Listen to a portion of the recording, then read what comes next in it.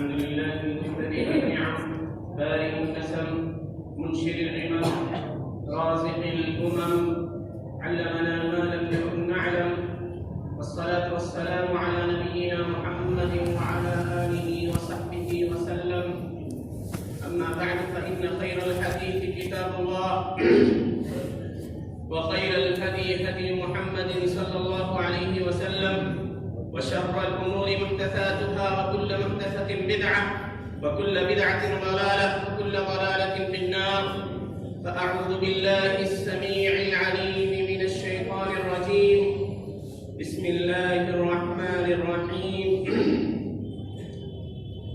قاف والقرآن المجيد بل عجبوا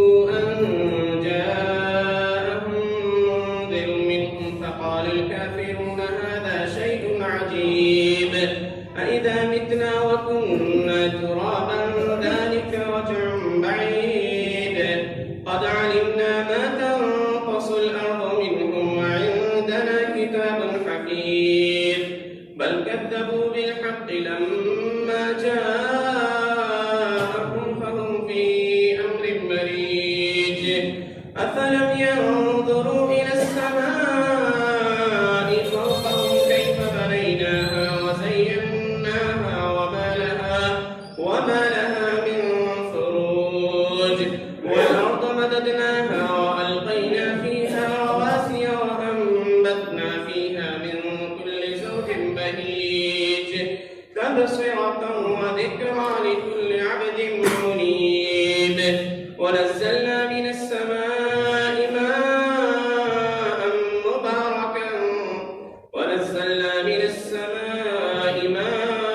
مباركا فأنبتنا به جنات وحب الحصيد والنخل باسقات لها طلع نضيد رزقا للعباد وأحيينا به بلدة ميتا كذلك الخروج. كذبت قبلهم قوم نوح وأصحاب الرس وثمود وعاد وفرعون وإخوان لوط وأصحاب الأيكة وقوم تبع كل كذب الرسل فحق وعيد أفعينا بالخلق الأول بل هم في لبس من خلق جديد. ولقد خلقنا الإنسان ونعلم ما توسوس به نفسه ونحن أقرب إليه من حبل الوريد إذ يتلقى المتلقيان عن اليمين وعن الشمال قعيد ما يلفظ من قول إلا لديه رقيب عتيد. وجاءت سكرة الموت بالحق ذلك ما كنت منه تحيد ونفخ في الصور ذلك يوم الوعيد وجاءت كل نفس معها سائق وشهيد. لقد كنت في غفلة من هذا فكشفنا عنك غطاءك فبصرك اليوم حديد. وقال قرينه هذا ما لدي عتيد ألقيا في جهنم كل كفار عنيد مناع للخير معتد مريب. الذي جعل مع الله إلها آخر فألقياه في العذاب الشديد. قال قرينه ربنا ما أطغيته ولكن كان في ضلال بعيد. قال لا تختصموا لدي وقد قدمت إليكم بالوعيد ما يبدل القول لدي وما أنا بظلام للعبيد.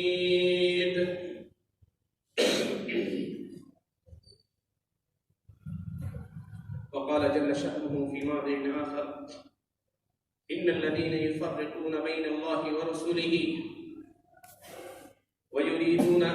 إن الذين يكفرون بالله ورسله ويريدون أن يفرقوا بين الله ورسله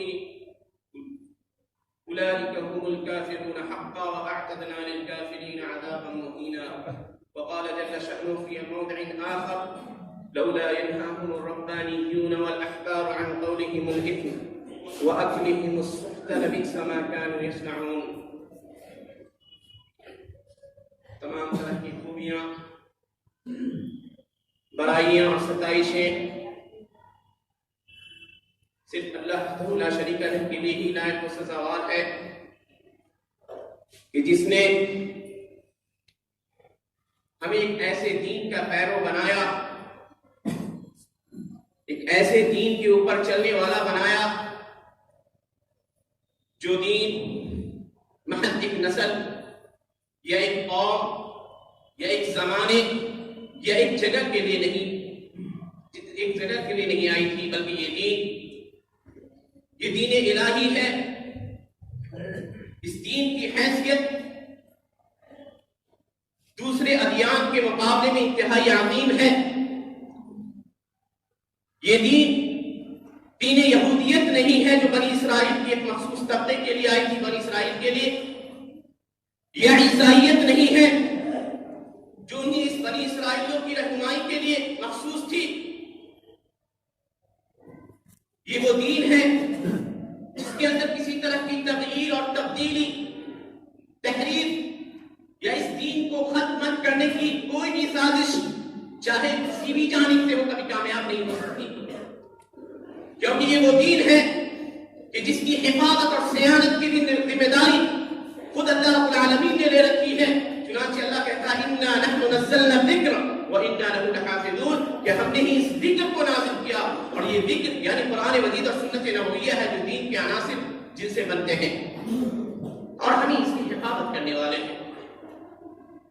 چنانچہ آپ نے خطبوں میں سنا ہوگا کہ دوسری قوموں کے اندر کیسے تبدیلی آتی گئی. ان قوموں کے اندر جب نئی نئی چیزوں کا ظہور ہوا، ان کے علماء نے ان چیزوں سے اپنی قوم کو روکا نہیں. یہودیت کو لے لیجئے، انہوں نے کچھ چیزوں کو اپنے اوپر حرام کر لیا. اللہ کی حرام کردہ چیزوں کو انہوں نے ارتکاب کیا. اللہ سے جو وعدہ کیا تھا اس وعدے کو جھٹلایا، اس وعدے کی پاسداری نہیں کی، اس وعدے کو توڑ دیا. تو اللہ کہتا ہے فَبِمَا نَقْضِهِمْ مِيثَاقَهُمْ لَعَنَّاهُمْ وَجَعَلْنَا قُلُوبَهُمْ قَاسِيَةً يُحَرِّفُونَ الْكَلِمَ عَن مَّوَاضِعِهِ، کہ انہوں نے جو اللہ سے وعدہ کیا تھا اس وعدے کے توڑنے کی پاداش میں، اللہ کے احکامات کی کھلا خلاف ورزی کی پاداش میں ہم نے ان پر لعنتیں بھیج دی. لعناہم، ہم نے ان پر لعنتیں بھیجی. اور لعنت کہتے ہیں الطرد والابعاد من رحمت اللہ، اللہ اپنی رحمت سے کسی کو راندہ درگاہ کر دے. جو شخص اللہ کی رحمت سے دور ہو، المبعد من رحمت اللہ، اس کا کوئی ٹھکانہ نہیں ہے. کہا وجعلنا قلوبہم قاسیہ، اتنے ہی پہ بس نہیں کی، جب دلوں ان پر لعنت بھیجی ان کے دلوں کو سخت بند کر دیا، اور اس کا نتیجہ یہ ہوا یحرفون الکلم عن مواضعہ، اپنی کتاب کے اندر انہوں نے تبدیلیاں کرنی شروع. عیسائیت جو حضرت عیسیٰ علیہ السلام کی وفات کے چند سال بعد تک اپنی صحیح نہج پر قائم رہی، یہاں تک کہ قسطنطین کے عہد میں جب عیسائیت کے دو باہم فرقے متصادم ہوئے، جو لوگ صحیح عیسائیت کے پیروکار تھے، اہل توحید تھے، انہیں نیقیہ کے اجلاس میں شکست ہوئی، اور اس کے بعد عیسائیت شرکیت اور وثنیت اور پاپائیت کے اندر مبتلا ہوتی چلی گئی. گویا یہ ادیان اپنے وجود سے چند سال کے بعد ہی تحریف اور تبدیلی کے شکار ہو گئے، کیونکہ یہ ادیان ایک مخصوص قوم کے لیے خاص تھے. اس کے برعکس جو دین اللہ نے ہمیں دیا ہے، اس دین کی تعریف اللہ خود کرتا ہے جا بجا. چنانچہ اللہ کہتا ہے اپنے عظیم احسان کا تذکرہ کرتے ہوئے سورۃ المائدہ کے اندر اليوم اکملت لکم دینکم واتممت علیکم نعمتی ورضیت لکم الاسلام دینا، کہ جب یہ حجۃ الوداع کا موقع ہے، اللہ سبحانہ وتعالیٰ خطاب کرتا ہے نبی صلی اللہ علیہ وسلم اور صحابہ کرام پر احسان کرتے ہوئے کہ آج میں نے تمہارے لیے تمہارے دین کو مکمل کر دیا. واتممت علیکم نعمتی، اپنی نعمتوں کا اتمام کیا. ورضیت لکم الاسلام دینا، اور بطور دین اسلام کو پسند فرمایا. چنانچہ اس کے بعد دین مقبول اللہ کے ہاں صرف اسلام ہی رہا. چنانچہ کوئی یہودی یا کوئی عیسائی یا کسی اور مذہب کا پیروکار اپنے مذہب میں باقی رہتے ہوئے خوب نیکیاں کیوں نہ کر لے، پوری زندگی اچھے کاموں میں کیوں نہ گزار لے، اللہ کے ہاں وہ مقبول نہیں ہے، گرچہ وہ لوگوں کے نزدیک مقبول ہو سکتا ہے. مقبول نہیں. چنانچہ حافظ ابن حجر نے اس کو کہا جامع العلوم اور کتاب رسائل ابن رجب میں لکھا ہے. چنانچہ میرے بھائیوں یہ دین الہی ہے جس کی حفاظت کی ذمہ داری اللہ نے لے رکھی ہے. یہ دین ایک مخصوص زمانے کے لیے نہیں تھی، یہ دین ہمیشہ ہمیشہ کے لیے ہے، پوری بنی نوع انسانیت کو خاطب ہے. چنانچہ اللہ کے نبی صلی اللہ علیہ وسلم کو ایسے موقع پہ کہ جب کفار نے ستا رہے تھے، پریشانیوں میں مبتلا کر رہے تھے، اللہ سبحانہ وتعالیٰ تسلی دیتے ہوئے کہتا ہے اے نبی قل یا ایھا الناس انی رسول اللہ الیکم جمیعا، کہ اے لوگوں میں تمام لوگوں کی طرف رسول بنا کر بھیجا گیا. تو نبی صلی اللہ علیہ وسلم کی دعوت ایک شامل دعوت ہے، پوری بنی نوع انسانیت کو محیط ہے. کوئی بھی قوم، کوئی بھی فرد اگر اس تک یہ دعوت پہنچتی ہے اس کے بعد اس دعوت کے اوپر وہ لبیک نہیں کہتا ہے تو اس کا ٹھکانہ جہنم ہے. جیسے کہ پیارے نبی فرماتے ہیں ما من یہودی ولا نصرانی من هذه الامه وقد سمع بي ولم يؤمن به الا كان من اصحاب النار او كما قال عليه الصلاه والسلام. کہ کوئی بھی شخص امت کا چاہے وہ یہودی ہو یا مجوسی ہو یا نصرانی ہو میرے بارے میں سنتا ہے کہ میں ایک رسول ہوں اللہ کی جانب سے پھر مجھ پر ایمان نہیں لاتا ہے اور یہ وہ دین ہے جو دین جس دین کے اندر ہر طرح کے معاملات کی وضاحت کر دی گئی. قیامت تک جتنے مسائل انسانیت کو درپیش ہو سکتے تھے ان سارے مسائل کا خلاصہ اور بیان موجود ہے. بس ضرورت عقل فہم کی ہے. اللہ نے کہا وَنَزَّلْنَا عَلَيْكَ الْكِتَابَ تِبْيَانًا لِكُلِّ شَيْءٍ، ہم نے آپ پر ایسے کتاب کو نازل کیا ہے جس میں ساری چیزوں کی وضاحت اور ساری چیزوں کا بیان موجود ہے. میرے بھائیوں یہ دین ایسا دین ہے جو ہر زمانے کے لیے، ہر جگہ کے لیے ہے، ساری اقوام کے لیے ہے اور تا قیامت اس کی یہ خصوصیت اس کے ساتھ باقی رہنے والی ہے. تو آج بہت جگہ ایسا سننے کو ملتا ہے جب ایک شخص سودی معاملات کرتا ہے کہتا ہے دین کو اس سے الگ رکھو. سیاست کی بات آتی ہے اور کوئی علماء کوئی بات کہتے ہیں، کوئی عالم کہتے ہیں کہ مولانا دین کو اس سے الگ رکھیے. دین سیاست سے کبھی ہرگز جدا نہیں ہو سکتی. اقبال نے کہا تھا جدا ہوتی سیاست سے تو رہ جاتی ہے چنگیزی. اگر دین کو آپ الگ کرتے ہیں تو ظلم و ستم برپا ہوگا. آج امت کے اندر صحیح قائد میں فقدان اس لیے ہے کیونکہ کوئی ایسا قائد نہیں ہے امت کے پاس جس نے دین کو صحیح طریقے سے سمجھا. دین کی سمجھ سے وہ ناواقف ہیں، پڑھے ہیں. نتیجہ دیکھ لیجیے کہ امت در در بھٹک رہی ہے کسی قائد کی تلاش میں. یہ دین بڑی خوبیوں کی حامل ہے. عظیم خصائص ہے اس دین کے اندر. یہ دین الفت اور محبت کا دین ہے. یہ وہ دین ہے جو صرف انسانیت نہیں بلکہ دوسری قوم جنوں کے لیے بھی باعث رحمت اور ہدایت تھی. جب پیارے نبی صلی اللہ علیہ وسلم کی بعثت ہوتی ہے مکے میں وادی نخلا میں نبی صلی اللہ علیہ وسلم فجر کی نماز کے وقت قرآن کی تلاوت کر رہے ہوتے ہیں. جنوں کی ایک جماعت گھوم رہی ہے اس تلاش میں کہ دنیا کے اندر کوئی عظیم واقعہ رونما ہونے والا ہے. آپ کے پاس سے گزرتی ہے قرآن کی سماعت اور قرآن کی آواز جیسے ان کے کانوں میں پہنچتی ہے رک جاتے ہیں اور رکنے کے بعد اس قرآن کو غور سے سنتے ہیں. اللہ سورۃ الاحقاف میں اس واقعے کو بیان کرتے ہوئے کہتا ہے وَإِذْ عَرَضْنَا وَإِذْ صَرَفْنَا إِلَيْكَ نَفَرًا مِنَ الْجِنِّ يَسْتَمِعُونَ الْقُرْآنَ فَلَمَّا سَمِعُوهُ قَالُوا أَنصِتُوا لَعَلَّكُمْ تُرْحَمُونَ. کہا کہ جب قالوا أنصتوا فلما قضي ولوا إلى قومهم منذرين، کہ یاد کیجئے پیغمبر اس وقت کو جب ہم نے جنوں کی ایک جماعت کو آپ کی جانب پھیر دیا. جب آپ قرآن کی تلاوت کر رہے تھے تو وہ غور سے آپ کی قرآن کو سن رہے تھے اور آپس میں کہہ رہے تھے کہ خاموش رہو. جب آپ نے قرآن کی تکمیل کر لی پڑھ لی تو اس کے بعد وہ اپنی قوم کی طرف چلے گئے ڈرانے والے بن کر اور کہنے لگے اپنی قوم کو یا قومنا اجیبوا داعی اللہ، اے ہماری قوم اللہ کے داعی کی پکار پر لبیک کہو، ان پر ایمان لاؤ. اور اس کے بعد کہا کہ جو شخص ان کے اوپر ایمان نہیں لاتا ہے فلیس بمعجز فی الارض وليس له من دونه اولیاء اولئک فی ضلال مبین، کہ جو اللہ کی اس نبی کی دعوت کے اوپر لبیک نہیں کہتا ہے وہ اللہ کو عاجز کرنے والا نہیں ہے اس زمین کے اندر اور اس کا اللہ کے علاوہ کوئی کارساز اور ولی بھی نہیں ہے. ایسے لوگ گمراہ کے اندر شکار. چنانچہ میرے بھائیوں یہ دین صرف انسانیت کے لیے نہیں جنوں کے لیے بھی باعث رحمت تھی. یہ دین ہے جو ہمیں اٹھاتی ہے خیر کے کاموں کے اوپر، خیر کے کاموں کے اوپر اٹھانے والی اور بھلائیوں کی تعلیم دینے والی. چنانچہ نبی صلی اللہ علیہ وسلم فرماتے ہیں اس دین کی خوبیوں کو بیان کرتے ہوئے کہ یہ وہ دین ہے جو ہمیں اخلاق اور اچھے اخلاق کے اوپر اٹھاتی ہے. چنانچہ اللہ کے نبی نے فرمایا ایسے لوگوں کی تعریف کرتے ہوئے کہ جو لوگ اچھے اخلاق کے حامل ہیں، ان من احاسنکم ان من اقربکم الی مجلسا احاسنکم یوم القیامۃ احاسنکم اخلاقا، تم میں سے سب سے قریب قیامت کے دن مجلس کے اعتبار سے میرے نزدیک وہ لوگ ہوں گے جو تم میں سب سے اچھے اخلاق والے ہیں۔ اور دوسری حدیث میں فرمایا خیارکم اخلاقا، تم میں سے سب سے بہتر شخص وہ ہے جو اخلاق کے اعتبار سے بہتر ہے۔ یہ دین اخلاق و محبت کا دین ہے، الفت و محبت کی تعلیم ہم اس دین سے ملتی ہے۔ چنانچہ پیارے نبی فرماتے ہیں لوگوں اس وقت تک جنت میں داخل نہیں ہو سکتے یہاں تک کہ آپس میں یہاں تک کہ ایمان نہ لے آؤ، اور تمہارا ایمان اس وقت تک کامل نہیں ہوگا جب تک کہ آپس میں ایک دوسرے سے محبت کرنے لگو۔ اولا ادلکم علی شیء اذا فعلتموه تحاببتم افشوا السلام بینکم، کیا میں ایسی بات نہ بتاؤں جس کو تم کرو گے تو آپس میں تمہارے اندر محبتیں بڑھیں گی، سلامتی کو پھیلایا کرو، کثرت سے ایک دوسرے پر سلام کیا کرو۔ یہاں پہ ایک وقفے کی ضرورت ہوتی ہے، اور وہ وقفہ ہے کہ آج یہ اخلاق ہم سے کھوتا چلا جا رہا ہے۔ اخلاق کے نام پر ہم نے کچھ نہیں باقی بچا سوائے السلام علیکم کے۔ اخلاق یہ نہیں کہ آپ سے ہنس کے مل جائیے۔ ایک مسلم کی شان تو یہ ہوتی ہے کہ وہ ہر طرح سے ایک مسلم کا خیر خواہ ہوتا ہے، اس کی موجودگی میں اس کے ساتھ اچھا سلوک کرنے والا، اور اس کے پیچھے میں اس کی خوبیوں کا تذکرہ کرنے والا، اس کے لیے ہر خیر کو پسند کرنے والا جو خیر وہ اپنے لیے چاہتا ہے۔ آپ ذرا غور کیجیے معاشرے کے اندر کہ ہمارا اخلاقی بحران یا اخلاق کی کمی ہمارے اندر کیسے آ چکی ہے۔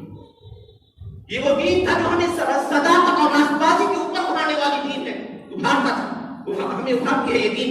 اس کے باوجود اللہ سبحانہ تعالیٰ کہتا ہے یا ایھا الذین آمنوا اتقوا اللہ وکونوا مع الصادقین، کہ اے ایمان والو اللہ سے ڈرتے رہو اور سچوں کے ساتھ رہو۔ سچائی ہم سے دور ہوتی چلی جا رہی۔ کہا جاتا تھا کہ مسلمان سچے ہوتے ہیں، وہ جھوٹ نہیں بولتے، لیکن آج معاملہ الٹ ہے۔ آج آپ کی اس صفت کو غیروں نے لے لیا، چنانچہ دوسری قومیں سچ بولتی ہیں، اور ہم میں ایسے لوگوں کی بڑی کثرت ہو گئی جو جھوٹ پر ایمان رکھتے ہیں اور جھوٹ کو پھیلانے میں لگے رہتے ہیں۔ چنانچہ آپ جب چلے جائیے عدالتوں میں دیکھیں گے کہ سینکڑوں مقدمہ صرف مسلمانوں کے ہوتے ہیں۔ معاملہ کیا ہے؟ جو کسی کی زمین کو ہتھیا لیتا ہے تو کوئی ایک معمولی واقعے میں اپنے بھائی کے خلاف کیس کر دیتا ہے، کرا دیتا ہے۔ کیا یہ ہمارا ایمان تھا؟ کیا یہ ہماری صفات اور ہماری پہچان تھی؟ یہ دین ہمیں عدل و محبت، عدل و انصاف کی تعلیم دینے والا دین تھا، لیکن اس کے باوجود ہمارے اندر عدل و انصاف دور ہوتا چلا گیا۔ عدل و انصاف جس کی کرنے کا اللہ سبحانہ تعالیٰ نے دشمنوں کے ساتھ بھی عدل و انصاف اور پیشانی کا حکم دیا۔ چنانچہ اللہ کہتا ہے سورۃ المائدہ میں وَلَا يَجْرِمَنَّكُمْ شَنَآنُ قَوْمٍ عَلَىٰ أَلَّا تَعْدِلُوا اعْدِلُوا هُوَ أَقْرَبُ لِلتَّقْوَىٰ، کسی قوم کی دشمنی تمہیں انصاف نہ کرنے پر ہرگز نہ ابھارے، انصاف کرتے رہو، یہ تقویٰ سے زیادہ قریب ہے۔ ہمیں انصاف دور ہوتا گیا، ہماری اچھی صلاحیتیں چھینتی گئی، جن وجوہات اور جن خصائص کی بنا پر یہ قوم دوسری قومت پر آ تھی، آج یہ خصائص ہم سے چھینتے چلے جا رہے ہیں۔ آپ نے غور کیا ہوگا، اور جو لوگ تاریخ کو پڑھتے رہے ہیں وہ جانتے ہیں کہ یہ دین اپنی خوبیوں کے ساتھ جب مکے کے اندر فاران کی پہاڑیوں پر ظہور پذیر ہوا تو اس بھٹکتی ہوئی انسانیت کو گویا ایک نخلستان میسر آ گئی۔ لوگ تلاش میں تھے ایسے دین کے جن کے اندر یہ خوبیاں ہو، فوراً لوگوں نے لبیک کہا اس دین کو، اور یہ دین اپنے داعیوں کے ساتھ، اپنے ماننے والوں کے ساتھ جیسے جیسے آگے بڑھتا گیا، لوگوں کی جوک در جوک ایک فوج داخل ہوتی چلی گئی۔ چنانچہ ہندوستان کے ساحل سے لے کر انٹارکٹیکا تک، وینزویلا، افریقہ، برازیل کے وادیوں تک یہ دین پہنچ گیا، اور پیارے نبی صلی اللہ علیہ وسلم کی اس وعدے کی تکمیل ہو گئی۔ پیارے نبی نے کہا تھا واللہ والذی نفسی بیدہ، قسم ہے اس ذات کی جس کے ہاتھ میں میری جان ہے، لا يبقى من هذه الارض وبر بیت من وبر ولا، کہ اس زمین کے اوپر کوئی بھی ایسا گھر نہیں ہوگا من بیت من وبر ولا وبر، کوئی مٹی کا گھر ہو یا محل ہو، اس لیے یہ دین اس کے اندر داخل ہو کر رہے گا۔ عز عزیز او ذل ذلیل يعز اللہ به الاسلام، اللہ اس کے ذریعے اسلام کی کو عزت اور غلبہ دے گا، کفار کو ذلیل کرے گا۔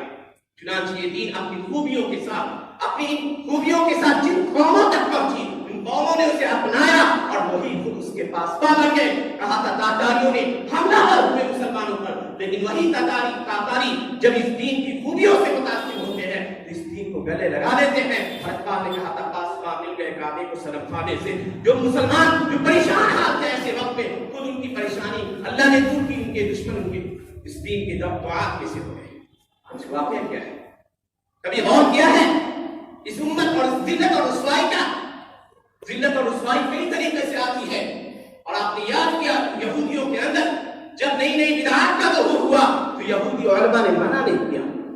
یہودی علماء نے انہیں نہیں روکا دین کے اندر بدعات کے ظہور کرنے سے. اللہ نے کہا غصے میں کا اظہار کرتے ہوئے لولا ينهاهم الربانيون والأحبار عن قولهم الإثم وأكلهم السحت لبئس ما كانوا يصنعون. کہ جب یہ یہودی حرام کھانے لگے, سودی کاروبار کرنے لگے, دین کے اوپر اس طرح فساد کرنے لگے, دین میں نئی چیزوں کو داخل کرنے لگے, قرآن آیات میں تبدیلی کرنے لگے, تو کیوں نہیں ایسے علماء جو ان کے اندر موجود تھے, کیوں نہیں ایسے عبادت گزار جو ان کے اندر موجود تھے, کیوں نہیں ان لوگوں نے انہیں روکا؟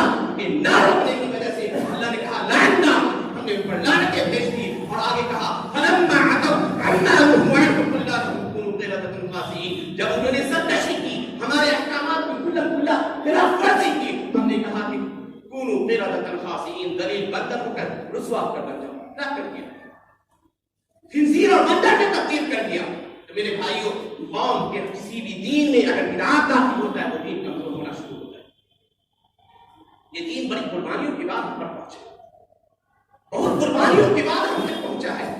صحابہ اکرام ایک حدیث کے لیے مہینوں کی مسافت کیا کرتے تھے. چنانچہ امام خطیب البغدادی نے اپنی کتاب الرحلہ فی طلب العلم میں لکھا ہے کہ حضرت جابر بن عبداللہ رضی اللہ عنہ کو ایک حدیث پہنچتی ہے.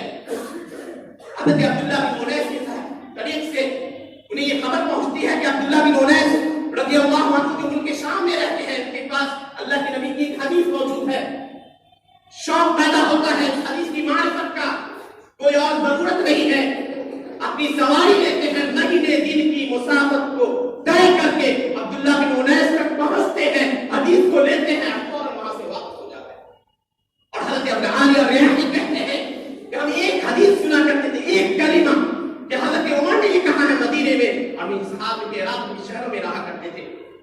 تسلی نہیں ہوتی کہ عمر کی بات ہے یا نہیں, تصبت کے لیے کہ صحیح میں یہ عمر کا قول ہے, اس کی معرفت کے لیے ہم حضرت عمر کی طرف جایا کرتے تھے مدینے میں, یہاں تک سے ان سے پوچھتے, اور جب وہ کہتے کہ ہاں میں نے یہ بات کہی ہے, ہم اسے درج کر لیا. یہ بڑی قربانی کے بعد ہم تک پہنچے. علماء نے اپنی جانیں قربان کی, اور ایسے ایسے واقعات سے تاریخ کے صفحات بڑے بڑے ہیں جب صحابہ اکرام اور تابعین نے اس علم کے لیے کتنا کچھ کیا, اور اس علم کی قدر کرنے کے نتیجے میں اللہ نے ساری مخلوقات کو کتابیں کر دیا. چنانچہ ایک عجیب واقعہ ذکر کیا ہے امام حاکم نے المستدرک میں, اور امام طبرانی نے المعجم الکبیر میں حسن سند سے. عجیب واقعہ ہے, اور یاد رکھیں جو اس علم کا حامل ہوتا ہے, جو اس علم کا داعی ہوتا ہے, ہر جگہ اللہ اس کی حفاظت کرتا ہے. چنانچہ حضرت سفینہ مولا رسول اللہ صلی اللہ علیہ وسلم نبی صلی اللہ علیہ وسلم کے غلام تھے, آزاد کردہ, کہتے ہیں کنت فی البحر, میں سمندر میں تھا, سمندر کے سفر میں, وانکسرت سفینہ کی میری کشتی ٹوٹ گئی, فرکبت لوحا من اللوحا, تو ایک تختے کو میں نے پکڑ لیا, اور سمندر کی موجوں نے مجھے ایک عجیب ایک ویران جزیرے پر پھینک دیا. جیسے ہی میں اترا تو دیکھا سامنے شیر کا مسکن ہے, اور شیر سامنے بیٹھا ہے. کہتے جیسے ہی شیر نے مجھے دیکھا فاطمہ نے تنقا, میرے سامنے آیا, اور اپنا اس نے ان کو جو ہے پر حملہ کرنے کے لیے اپنی پوزیشن لے لی. حضرت سفینہ کہتے ہیں کہ میں نے کہا یا ابو الحارث, شیر کو لوگ عرب میں ابو الحارث کہتے تھے, کہ اے ابو الحارث انا مولا رسول اللہ, میں اللہ کے نبی کا غلام ہوں. یہ سننا تھا کہ وہ کہتے ہیں ما ان سمعها, جیسے ہی یہ شیر اس جملے کو سنتا ہے, کہا کہ تب فوراً ترتا راسہ, اپنے سر کو ہلانے لگتا ہے, اور آتا ہے اور اپنے پہلو سے مجھے دھکا دیتا ہے, کیونکہ ایک ویران جزیرہ ہے جہاں کسی انسان کا مسکن نہیں ہے.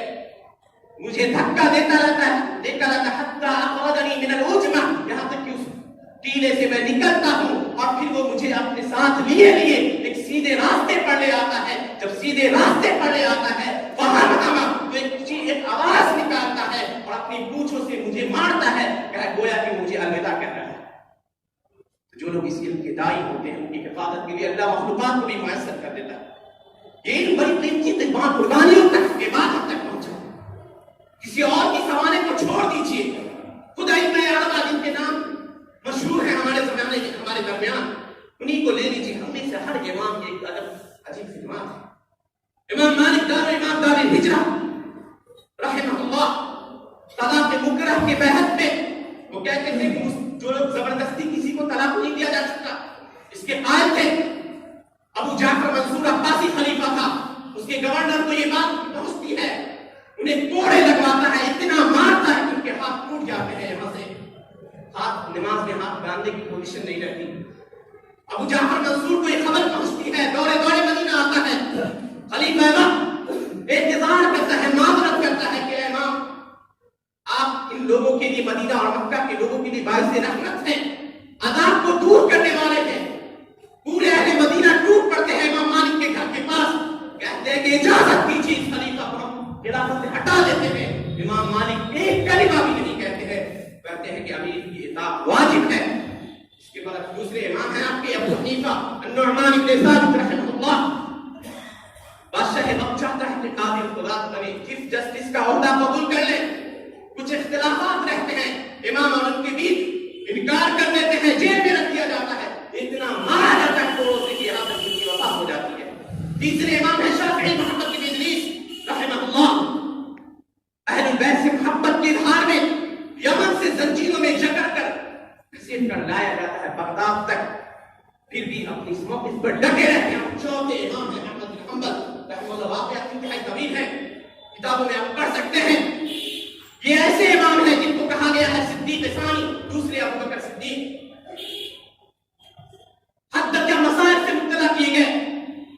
ایک زمانہ ایسا گزرا کہ گویا کہ قرآن کی صحیح تعلیمات چھپ جاتی، بدعتیں سنتوں کی جگہ باطل ہوتی چلی جا رہی تھی، اور باطل فرقے پوری طرح خلافت پر متسلط تھے. ان کو کہا گیا کہ کہیے کہ قرآن اللہ کا کلام نہیں ہے. کہا کہ قرآن سے دلیل لاؤ، یا نبی صلی اللہ علیہ وسلم کی حدیث سے دلیل لاؤ کہ قرآن اللہ کا کلام نہیں ہے، میں مان لوں گا. نہیں مانا. بادشاہ نے مجبور کیا، کہا ایسے کوڑے مارنے والے کو لایا گیا. راوی کا کہنا ہے کہ اگر وہ کوڑا والا ہاتھی کو کوڑا مارتا تو ہاتھی کوڑے کے در پہ بیٹھ جاتا. اتنا مارا گیا کہ پوری پیٹھ صحرا زخم آلود ہو گئی. 3 خلیفہ کا عہد گزر جاتا ہے، اپنے موقف پہ ڈٹے رہتے ہیں یہاں تک کہ حتی تنکشف الغمہ، یہاں تک کہ یہ پریشانی دور ہوتی ہے. امت اس امام کے پیچھے آ جاتی ہے. پوری امت کہتی ہے ایک اشارہ کر دیجیے اس خلیفہ کو خلافت سے ہٹا دیں گا. ہرگز نہیں، امیر کی اطاعت اسلام میں واجب ہے. امام بخاری امیر المؤمنین فی الحدیث شہر سے دربدر کر لیے جاتے ہیں، حالانکہ موت اس حال میں آتی ہے، اس حال میں موت آتی ہے کہ اپنے گھر والوں سے دور ہے. کوئی ان کے پاس انیس و غمخوار نہیں، عید کی رات میں ان کی وفات ہوتی ہے. واقعہ طویل ہے، ایک واقعے کا تذکرہ کروں گا کہ اس دین کو پہنچانے میں ہم تک علماء نے، ائمہ نے کتنا بوجھ اٹھایا ہے، کتنی مصائب کو جھیلا ہے. چنانچہ علامہ ابو یعلا نے طبقات الحنابلہ میں لکھا ہے عبد الرحمن بقی ابن مخلد کے بارے میں. یہ بقی ابن مخلد امام کے تفسیر اور حدیث کے اندر علماء نے لکھا ہے کہ 500 مجلد 500 والیوم میں انہوں نے حدیث کے اوپر ایک کتاب لکھی تھی. کہا کہ اگر ان کی کتاب باقی رہتی تو اور کسی کتاب کی ضرورت ہی نہیں رہتی، لیکن افسوس ہے کہ کتاب غائب ہو گئی تاتاری حملے میں. کہا وہ کہتے ہیں کہ میں اسپین سے، جو فرانس کے قریبی ایک شہر سے میں پیدل نکلا. کہاں؟ بغداد کا قصد کرتے ہوئے امام احمد کے پاس. کہا میں نے سمندر کو پار کیا، بحر خزر کو. سمندر کے پار کرنے کے بعد مراکش کے شہر سے ہوتے ہوئے پیدل، یاد رکھیے، اور زمانے میں کوئی سواری نہیں، کوئی ایسی آسائش میسر نہیں ہے. پیدل چلتا ہوا مراکش کو، ٹینیشیا کو، جزائر، لیبیا اور دوسرے ممالک کو کراس کرتا ہوا مصر اور شام ہوتا ہوا یہاں پہنچتا ہوں. خواہش ایک ہی ہے کہ امام احمد بن حنبل سے ملاقات ہو جائے، ان سے حدیثیں بھی سکوں.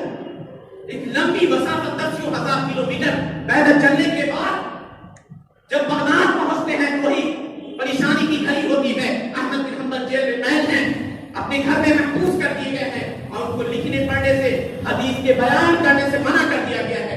کہتے ہیں بغداد میں بھٹکتا پھرتا ہوں، یہاں تک کہ ایک علمی حلقے میں ایک علمی درس ہو رہا ہوتا ہے مسجد میں، جاتا ہوں، دیکھتا ہوں ایک بہترین عالم درس دے رہا ہے. لوگوں سے پوچھتا ہوں یہ کون ہے، تو وہ لوگ کہتے ہیں کہ یہ یحییٰ بن معین ہے، احمد کے ساتھی۔ تو میں ان کے پاس جاتا ہوں، کہتا ہوں ابو زکریا میں ایک دور دراز ملک سے آیا ہوں علم حاصل کرنے کے لیے، کچھ لوگوں کے بارے میں آپ سے پوچھنا چاہتا ہوں جن سے میں نے علم حاصل کی ہے۔ کچھ روات کے بارے میں وہ پوچھتے ہیں، اس کے بعد پوچھتے ہیں کہ احمد بن حنبل کے بارے میں مجھے بتائیے۔ امام یحییٰ بن معین کہتے ہیں اب اس لیے یسأل عن احمد، کیا میرے جیسا شخص احمد بن حنبل کے بارے میں پوچھا جائے گا؟ احمد امام المسلمین وہ افاضلهم، احمد اس امت کے امام ہیں، ان میں سب سے افضل شخص ہیں۔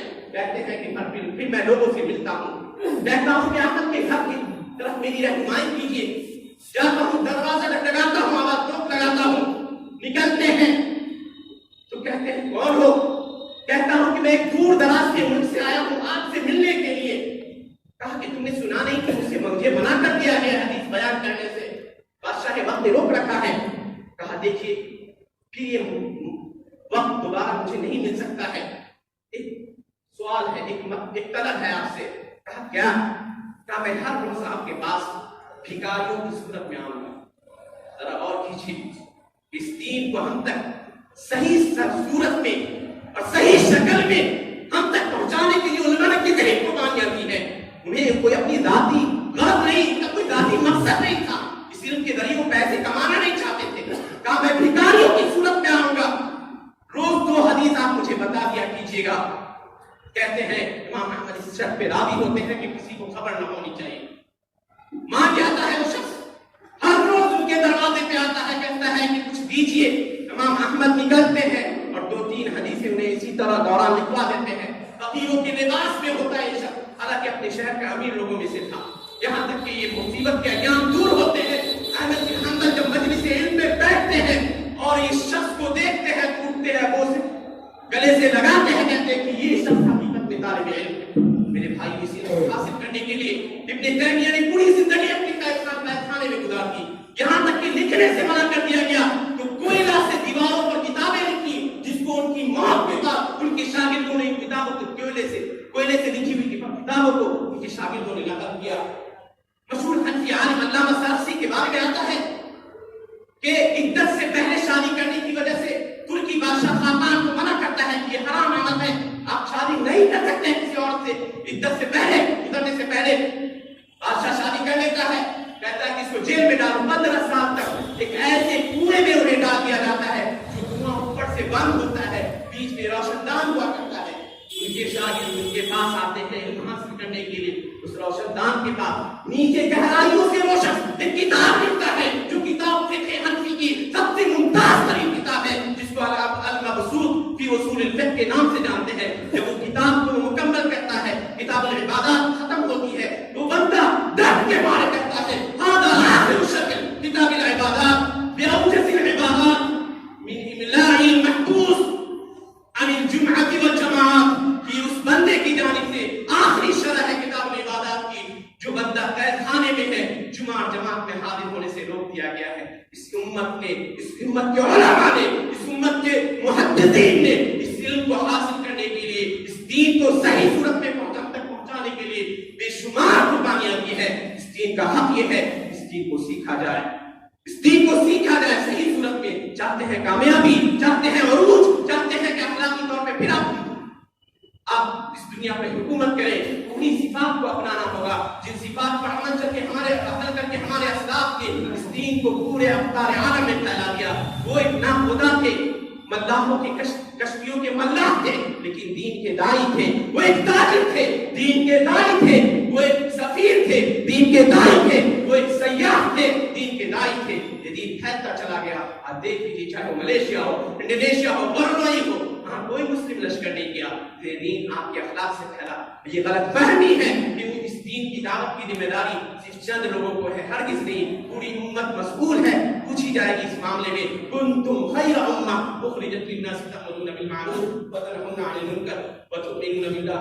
تم بہترین امت ہو جو لوگوں کے لیے برپا کی گئی ہو، تم لوگوں کو بھلائیوں کا حکم دیتی ہو، برائیوں سے روکتی ہو۔ پوری امت کو خاطب ہے۔ اللہ سبحانہ وتعالیٰ سے دعا ہے کہ اللہ سبحانہ وتعالیٰ ہمیں اس دین کی اہمیت کو سمجھنے اور اس کو سیکھنے اور اس پر عمل پیرا ہونے کی ہمیں توفیق عنایت فرمائے۔ آمین۔ آخر دعوانا الحمد للہ رب العالمین۔ اقول قولی ھذا استغفر اللہ لي ولكم ولسائر المسلمين فاستغفروه إنه هو الغفور الرحيم.